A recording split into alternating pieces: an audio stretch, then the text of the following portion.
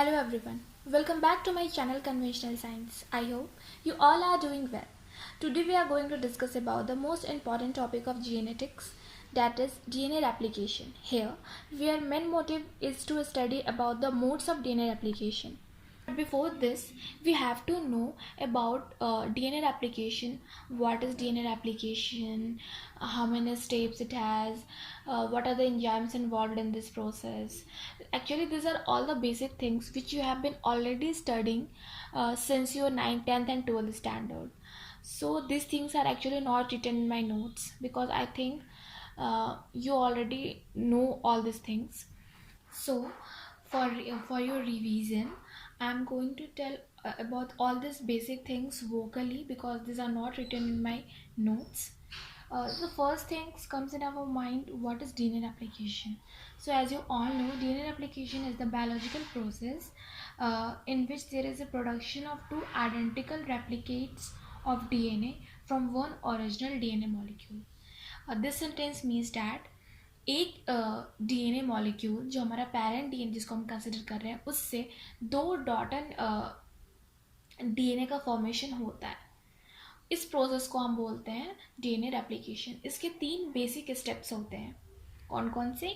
First step होता है denaturation step, जहाँ पे जो हमारा एक डबल डीएनए स्ट्रैंड है वो अलग अलग दो अलग अलग स्ट्रैंड में डिवाइड हो जाता है.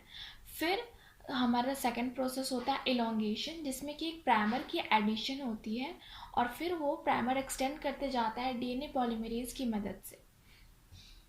फिर आता है आपको तीसरा टर्मिनेशन, जहाँ पे जो हमारा प्राइमर और डीएनए पॉलीमरेज है वो स्ट्रैंड से हट जाता है और हमारा एक नया हमारे दो नए एक्चुअली डीएनए स्ट्रैंड जो है डीएनए डबल स्ट्रैंड जो है तैयार हो जाते हैं.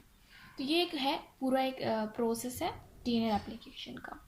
उसके पहले आपने एक और चीज़ सुनी होगी लैगिंग स्ट्रैंड और लीडिंग स्ट्रैंड के बारे में. ठीक है, जो हमारा डीएनए एप्लीकेशन होता है वो हमेशा 5' से 3' के डायरेक्शन में होता है. ठीक है, अब एक मैं आपको फिगर दिखाना चाहती हूँ. ये उतनी एक्चुअली मैंने बहुत रफ में बनाया है ये फिगर, तो शायद उतनी अच्छी नहीं है ये. तो यहाँ पे मैं बस आपको समझाना चाहती हूँ कि आपको 2 तरह के स्ट्रैंड के बारे में आपने सुना होगा पहले, लीडिंग स्ट्रैंड और लैगिंग स्ट्रैंड. ठीक है, रेप्लिकेशन हमेशा 5' से 3' इनकी तरफ ही होगी. यहाँ पे भी 5' से 3' आ रही है और यहाँ पे भी 5' से 3' जा रही है. एक इधर से जा रही है और इधर से आ रही है. और ये चीज़ हमेशा ध्यान रखना है कि जो भी हमारा डीनेचुरेशन हो रहा है, जो हमारे डबल डीएनए स्ट्रैंडेड है, वो जब वो अनवाइंडेड हो रहे हैं उसी टाइम पे हमारा इलोंगेशन की प्रोसेस भी स्टार्ट हो जाती है. दोनों जो काम है वो साइमल्टेनियसली होता है. तो यहाँ पे जो हमारा बन रहा है नया स्ट्रैंड, ये जो है इसमें कोई डिसकंटिन्यूएशन नहीं है, कंटिन्यूसली ये बनता जा रहा है. तो इसको हम लीडिंग स्ट्रैंड बोलते हैं. लेकिन दूसरे में टुकड़े टुकड़े में बन रहा है, आप जैसे देख सकते हो ऐसे ऐसे, और फिर बाद में ये लाइगेज एंजाइम के थ्रू जोड़े जाते हैं. तो इनको हम बोलते हैं लैगिंग स्ट्रैंड.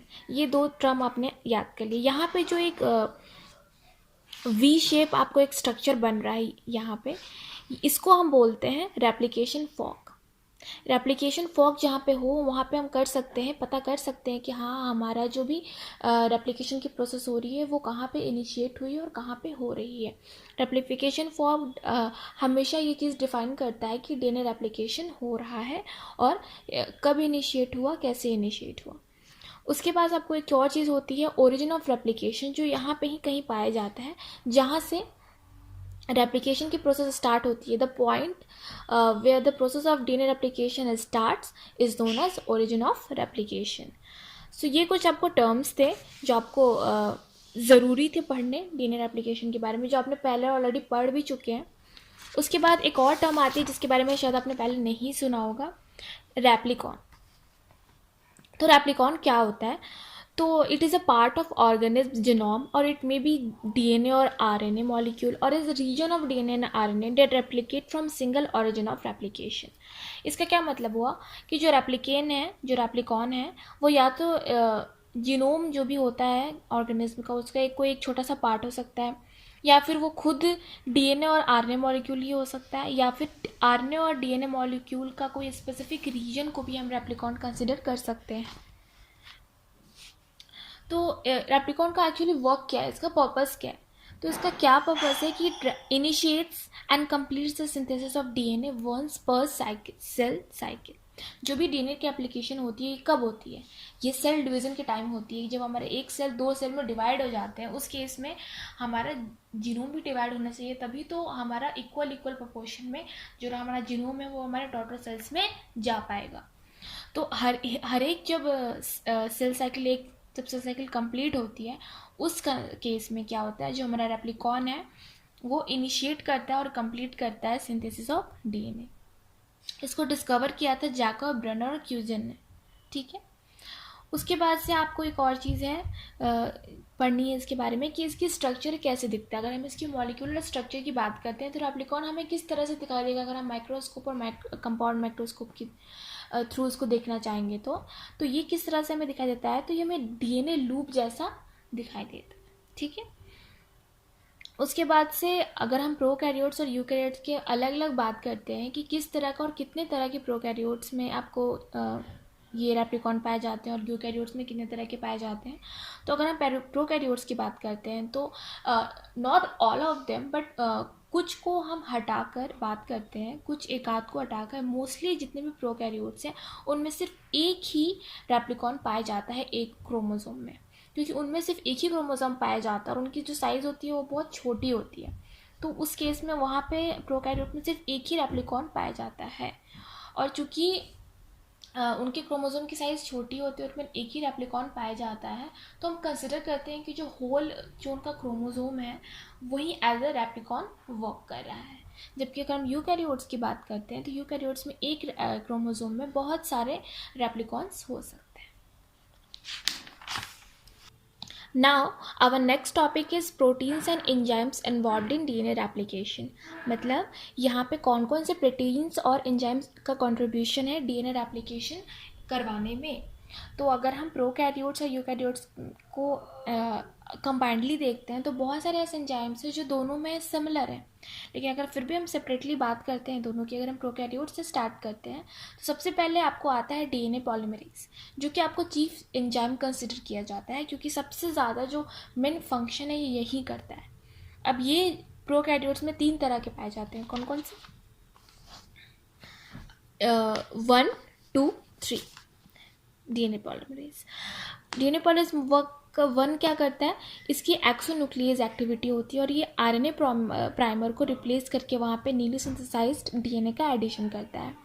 अगर हम सेकंड डीएनए पॉलीमरेज का बात करते हैं नंबर 2 का, तो इसकी जो फंक्शन होती है वो रिपेयरिंग की होती है। और अगर हम डीएनए पॉलीमरेज 3 की बात करते हैं तो ये मेन एंजाइम होता है क्योंकि ये न्यूक्लियोटाइड का एडिशन करवाता है 5' से 3' की डायरेक्शन में।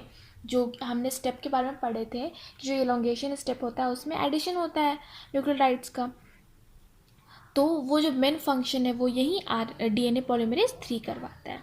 ठीक है, फिर आपको आता है दूसरा एंजाइम प्राइमेज का क्या वर्क होता है कि ये क्या कहता है, कैटेलाइज करवाता है synthesis of RNA primers to initiate DNA replication. यहाँ पे आप बार बार एक टर्म सुन रहे हो प्राइमर्स, ये एक्चुअली है क्या, तो ये 6 से लेके 20 न्यूक्लियोटाइड के बने हुए एक सीक्वेंस है जो कि जाके अटैच हो जाते हैं डीएनए के एक एंड से, और फिर वहाँ से क्या होता है उनका एक्सटेंशन स्टार्ट हो जाता है। और ये एक्सटेंशन कौन कराता है, तो यही हमारा डीएनए पॉलीमरेज 3 करवाता है। फिर आता है आपको डीएनए लाइगेज। इसका वर्क तो आप लोग जानते हैं कि ये क्या कहता है, जो भी हमारा लैगिंग स्ट्रैंड है उसमें जो डिसकंटिन्यूअसिटी के साथ वो बने हैं उनको जोड़ने का काम करता है हमारा डीएनए लाइगेज। फिर आता है एंडोन्यूक्लियस। इसके बारे में यहाँ पे मैंने कुछ लिखा नहीं है क्योंकि आप लोग पहले से जानते हैं इसके फंक्शन के बारे में कि इसको हम लोग मॉलिक्यूलर सीजर कहते हैं। इसका वर्क आपको सबसे ज़्यादा देखने को मिलेगा आरडीटी में, मतलब रिकॉम्बिनेंट डीएनए टेक्नोलॉजी में, जहाँ पे हम स्पेसिफिक जीनोम को इंसर्ट कराते हैं अपने होस्ट में और उसकी रेप्लिकेशन करवाते हैं और फिर हम उससे अपना डिज़ायर्ड प्रोडक्ट निकलवाते हैं। तो यहाँ पे जो कटिंग वटिंग का काम है वही हमारा एंडोन्यूक्लियस करता है, तो इसको मॉलिक्यूलर सीजर कहते हैं। तो जो भी अननेसेसरी जो सीक्वेंस होंगे हमारे डीएनए में उनको हटाने का काम हमारा एंडोन्यूक्लियस करता है। फिर आता है आपको पायलट प्रोटीन्स। पायलट प्रोटीन्स क्या करते हैं, ये बस अगर हम बस एक वायरस की बात कर रहे हैं, एक वायरल जीनोम की रेप्लिकेशन की बात कर रहे हैं, बैक्टीरिया की नहीं, सिर्फ वायरस की बात कर रहे हैं, तो बस उसी के केस में जो हमारा पायलट प्रोटीन है उसको हम कंसिडर करते हैं, क्योंकि ये वायरल जीनोम से ही एसोसिएटेड रहता है और ये बताता है कि जो भी हमारा डीएनए रेप्लिकेट होके जो डॉटर डीएनए बना है, जो रेप्लिकेटेड डीएनए बना है, वो आगे चल के ट्रांसक्रिप्शन की प्रोसेस करेगा कि नहीं करेगा, उसमें पोटेंशियल है कि नहीं है। फिर आता है आपको हेलिकेज। इसका मेन वर्क होता है डीनेचुरेशन में, मतलब दो जो डबल स्टैंडर्ड डीएनए है जो हमारा, उनके दोनों स्ट्रैंड को अलग अलग करने का काम हमारा करता है हेलिकेज। फिर आता है आपको स्लाइडिंग प्रोटीन क्लब।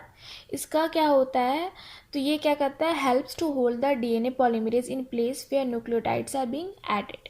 मतलब कि जो भी मूवमेंट होता है डीएनए पॉलीमरेज के, उसके मूवमेंट को कंट्रोल करने वाला कौन होता है, स्लाइडिंग प्रोटीन क्लब। फिर आता है आपको टोपो आइसोमेरिज्म। ये क्या करता है, जो भी जब अनवाइंडिंग होती है डीएनए के बीच में, तो चूंकि वो बहुत क्वाइल रहते हैं, बहुत कर्ल्ड रहते हैं, आपस में एकदम गुत्थम गुत्थी से होके ऐसे जुड़े हुए रहते हैं, उस टाइम पे जब हम उनकी अनवाइंडिंग कराते हैं तो बहुत उसमें स्ट्रेस पैदा होता है, जिसकी वजह से वो टूट सकते हैं जगह जगह से। तो उसको उस स्ट्रेस को रिलीव करने के लिए हम टोपो आइसोमेरेज का यूज़ करते हैं, जहाँ जो क्या करवाता है, जगह जगह पे ब्रेक्स करवाता है, और फिर ब्रेक्स करने के बाद वो रीसीलिंग भी करता है, जिसकी वजह से जो स्ट्रेस है वो थोड़ा सा कम हो जाता है। फिर अगर हम बात करते हैं सिंगल स्टैंडर्ड बाइंडिंग प्रोटीन्स की, जिसको हम शॉर्ट में एसएसबी बोलते हैं, तो ये कहते हैं कि जो भी हमने एक डबल स्टैंडर्ड डीएनए को अलग अलग किया है, तो जो सेपरेटेड जो सिंगल स्टैंडर्ड है वो वापस आपस में मिलकर दोबारा से वाइंड अप ना हो जाए, उसको प्रिवेंट करता है हमारा सिंगल स्टैंडर्ड बाइंडिंग प्रोटीन। तो ये सब जो थे ये प्रोकैरियोट्स के डीएनए रेप्लिकेशन के दौरान जो इन्वॉल्व होते हैं प्रोटीन्स एंजाइम, वो थे। अगर हम यूकैरियोट्स की बात करते हैं, तो मैंने आपको जैसे बताया था कि बहुत सारे एंजाइम्स और प्रोटीन जो है सिमिलर होते हैं, जैसे कि आपको हेलिकेज अनवाइंडिंग कराता है, एसएसबी प्रोटीन्स का वर्क आपको पता ही है कि ये वापस से वाइंडिंग आपको प्रिवेंट करता है। डीएनए पॉलीमरेज का वर्क पता है, लेकिन यहाँ पे प्रोकैरियोट्स में आपको 3 तरह के थे, कौन कौन से, डीएनए पॉलीमरेज 1, 2 एंड 3, पर यहाँ पे आपको 5 तरह के होते हैं। और कौन कौन से, अल्फा, बीटा, गामा, डेल्टा और ई, और सबके स्पेसिफिक रोल्स हैं। अगर हम अल्फा की बात करते हैं तो ये आरएनए प्राइमर्स को बनाता है। अगर हम अल्फा और डेल्टा की बात करते हैं कंबाइंडली, तो ये लैगिंग स्ट्रैंड का सिंथेसिस को बताता है, और जो अलग अलग फ्रैगमेंट्स होते हैं हम उनको ओकाजाकी फ्रैगमेंट्स कहते हैं, जो कि बाद में लाइगेज के थ्रू जोड़े जाते हैं। अगर हम डेल्टा की बात करते हैं तो ये क्या करता है, लीडिंग स्ट्रैंड की सिंथेसिस करता है। बीटा और ई की बात करते हैं तो ये रिपेयर करता है डीएनए को, और अगर गामा की बात करते हैं तो ये रेप्लिकेट करता है माइटोकॉन्ड्रियल डीएनए को। ठीक है। फिर आता है आपको टेलोमेरेज। ये भी एक तरह का डीएनए पॉलीमरेज एंजाइम ही है। तो जैसे कि मैंने आपको बताया था कि एक प्राइमर जो है ऐड होता है पहले, और उस प्राइमर के एक्सटेंशन को का पूरा जो वर्क होता है, एक्सटेंशन करवाने का पूरा वर्क डीएनए पॉलीमरेज के जिम्मे होता है, वही प्राइमर का एक्सटेंशन कराता है। और फिर हमारा जब पूरा तरह से एक्सटेंशन हो जाता है उसका, तो हमारा एक नया डबल स्टैंडर्ड डॉटर डीएनए तैयार हो जाता है। लेकिन जो यूकैरियोट्स में क्या होता है कि यहाँ पे जो डीएनए पॉलीमरेज एक होता है टेलोमेरेज, उसके बाद खुद का एक प्राइमर होता है जो कि डीएनए रेप्लिकेशन में कंट्रीब्यूट करता है। फिर आता है आपको डीएनए लाइगेज। डीएनए लाइगेज के बाद then comes types of DNA replication. तो इसकी भी बहुत अलग अलग क्राइटेरिया है जिनके बेसिस पे इनको डिवाइड करा गया है। अगर हम बात करते हैं इसके डायरेक्शन के बेसिस पे, कि डायरेक्शन के बेसिस पे किस किस तरह से इसको बांटा जा सकता है, तो एक यूनिडायरेक्शनल हो सकता है और एक बाई डायरेक्शनल हो सकता है। यूनिडायरेक्शन में क्या, जैसे नाम से आप समझ रहे हो कि जो भी रेप्लिकेशन के प्रोसेस है वो सिर्फ एक ही डायरेक्शन में स्पेसिफिक है। बाई डायरेक्शनल में क्या होता है, आपको 2 ओराई रहता है, 2 ओरिजिन ऑफ रेप्लिकेशन रहता है, 2 रेप्लिकेशन फॉर्क रहते हैं, और आपको दोनों तरफ जो है बाई डायरेक्शनल 2 तरफ आपको रेप्लिकेशन हो रहा है, 2 साइड आपको रेप्लिकेशन हो रहा है साइमल्टेनियसली। तो ये आपको बेसिक पता चल गया, लेकिन इसके बारे में ये होता कैसे है ये चीज़ अभी हम आगे पढ़ेंगे। जब हम अपने मोड्स ऑफ रेप्लिकेशन पढ़ेंगे ना, तो हम बाई डायरेक्शनल और यूनिडायरेक्शनल को अच्छे से देखेंगे वहाँ पे।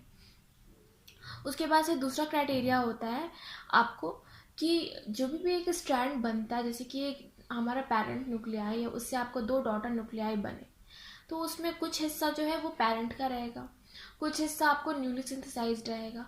तो किस प्रोपोर्शन में डिवीज़न हो रहा है न्यूली सिंथेसाइज्ड कैरेक्टर का और पेरेंट के कैरेक्टर का हमारे डॉटर न्यूक्लियाई में, उसके बेसिस पे डिवीज़न हुआ है टाइप्स ऑफ डीएनए रेप्लिकेशन का। तो ये 3 तरह के हुए, कौन कौन से? Semi conservative replication, conservative replication, और तीसरा है आपको डिस्पर्सिव रेप्लिकेशन। अगर हम 1 बाय 1 एक एक करके इनको समझते चलते हैं, तो जो हमारा सेमी कंजर्वेटिव रेप्लिकेशन है, जिसको हम हमेशा से पढ़ते आ रहे हैं, कि जैसे कि ये हमारा पेरेंट स्ट्रैंड है, तो इसमें से क्या होता है, 2 डॉटर न्यूक्लियाई आपको बनी, तो एक जो आप ब्लैक वाला देख रहे हो वो आपको पेरेंट स्ट्रैंड है, और जो आप ब्लू वाला अलग से देख रहे हो वो आपको न्यूली सिंथेसाइज्ड स्ट्रैंड है। यहाँ पे भी सेम हो रहा है, तो इसको हम क्या बोलेंगे? Semi conservative type of DNA replication. अब जब हमारा सेकेंड रेप्लिकेशन हुआ, तो अगर आप देखते हो, जैसे कि अगर हम इसकी बात करते हैं, अब हमने इस डॉटर न्यूक्लियाई को पेरेंट माना अपने सेकेंड डॉट के रेप्लिकेशन के लिए, तो इसमें आपको 2 तरह के आपको स्ट्रैंड दिख रहे हैं। अगर हम दोनों को पहले डीनेचर करके अलग अलग करते हैं, तो आपको एक ब्लू स्ट्रैंड दिख रही है और आपको एक ब्लैक स्ट्रैंड दिख रही है, ठीक है। अब ये ब्लैक स्ट्रैंड और ये ब्लू स्ट्रैंड फिर अपने रेप्लिकेशन की प्रोसेस करेंगे, ठीक है। तो आपको क्या बनेगा? जब ये करेंगे तो आपको एक पेरेंटल स्ट्रैंड रहेगा और एक न्यूली सिंथेसाइज्ड, आपको कुछ ऐसा स्ट्रक्चर दिखेगा। अगर हम इसकी बात करते हैं तो एक पेरेंट स्ट्रैंड रहेगा और आपको एक न्यूली सिंथेसाइज्ड मिलेगा। तो न्यूली सिंथेसाइज्ड भी आपको ब्लू जैसा ही मिलेगा, क्योंकि जो ब्लू है वो ऑलरेडी न्यूली सिंथेसाइज्ड है, और अब चूँकि वो पेरेंट माना जा रहा है, तो जब न्यूली सिंथेसाइज्ड जो कैरेक्टर होगा वो भी इसकी तरह ही दिखेगा, तो कुछ इस तरह का स्ट्रक्चर दिखेगा हमारा, ठीक है। अगर हम न्यूली सिंथेसाइज्ड को टेम्पलेट मान रहे हैं, न्यूली सिंथेसाइज्ड वाले स्टैंड को हम टेम्पलेट मान रहे हैं, तो उस केस में ऐसा होगा रेप्लिकेशन के बाद daughter nuclei second round of replication में। और अगर हम ब्लैक वाले का बात कर रहे हैं तो उस केस में हमारा ऐसा बने, ठीक है।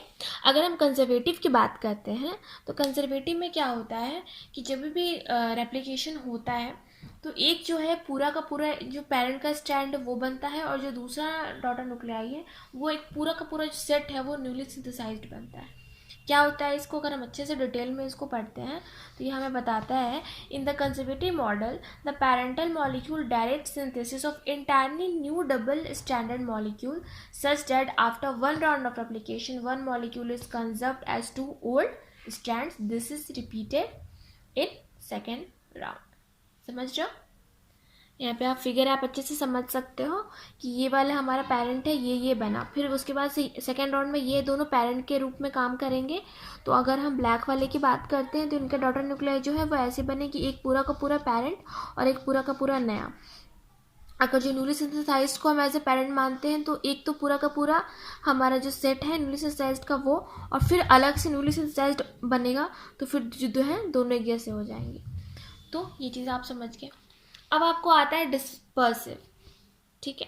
डिस्पर्सिव में क्या होता है? In dispersive model material in 2 parental strand is distributed more or less randomly between 2 daughter nuclei. देखो अभी तक हमने क्या पढ़ा था कि जो भी हमारा न्यूली सिंथेसाइज्ड कैरेक्टर है और जो भी हमारा पेरेंटल कैरेक्टर है वो किस तरह से डिस्ट्रीब्यूटेड था हमारे डॉटर न्यूक्लियाई में।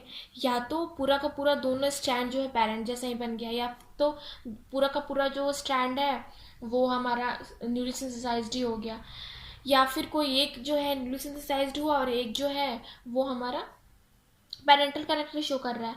लेकिन इसमें क्या है, कोई एक स्पेसिफिक स्ट्रैंड की बात भी नहीं हो रही है, एक स्ट्रैंड में ही अलग अलग प्रोपोर्शन में जो है न्यूली सिंथेसाइज्ड कैरेक्टर भी दिख रहे हैं और हमको पेरेंटल कैरेक्टर भी दिख रहे हैं। जैसे कि आप देख रहे हो, जैसे कि हम सिर्फ ये वाली स्ट्रैंड की बात करते हैं, एक ये वाली स्ट्रैंड की, तो आप देख रहे हो तो ब्लैक भी दिख रहा है, ब्लू भी दिख रहा है, ब्लैक भी दिख रहा है, ब्लू भी दिख रहा है। तो इसमें मतलब डिस्पर्सिव मतलब बहुत रैंडमली प्रोपोर्शन में दोनों के कॉन्टेंट जो है मिक्स रहते हैं डॉटर न्यूक्लियाई में, ठीक है। तो ये हो गया आपको 3 टाइप्स ऑफ रेप्लिकेशंस। अब उसके बाद से हमारा जो मेन टॉपिक है वो है मोड्स ऑफ डीएनए रेप्लिकेशन, जो कि हम अपने नेक्स्ट वीडियो में करेंगे। अभी तक जो हमने करा वो इंट्रोडक्शन पार्ट था, ये भी बहुत इंपॉर्टेंट था आपको, क्योंकि मोड्स ऑफ डीएनए रेप्लिकेशन पढ़ने से पहले आपको ये सब पढ़ना ज़रूरी था। तो आई होप आपको समझ में आ गया होगा। If you have any doubt regarding this video you can ask in comment box, and if you found my video useful then please like, share and subscribe, and thank you so much for watching.